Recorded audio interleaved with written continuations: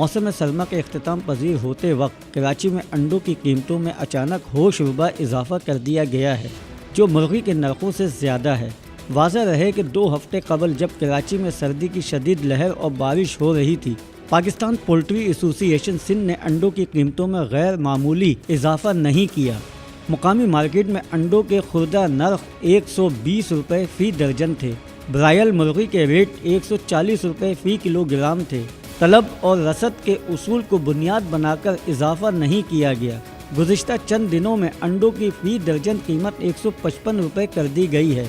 सार्फिन इस बात पर हैरान हैं कि पोल्ट्री की तारीख में पहली बार अंडे मुर्गी से महंगे मिल रहे हैं। PPA सिंध के ज़राए का कहना है कि हमें एसोसिएशन पंजाब से हिदायत मिली है कि पंजाब में सर्दी और बारिश के बायस अंडों की खपत में इजाफा हो रहा है, लिहाजा वाफर मिकदार में सिंध से अंडे पंजाब भेजे जाएं, जहां इसके नर्ख 155 रुपये मुकर्रर हैं। यहाँ ये अमर ख़ास तौर पर काबिल ज़िक्र है कि पंजाब में अंडे मुर्गी के नर्ख वज़ीर आला पंजाब मियाँ शहबाज शरीफ के साहबजादे और रुकन कौमी असम्बली हमजा शहबाज मुकर्रर करते हैं, जबकि इनका पोल्ट्री इंडस्ट्री से कोई ताल्लुक़ नहीं। Asif Ahmed Sharmila, news Pakistan TV, Karachi.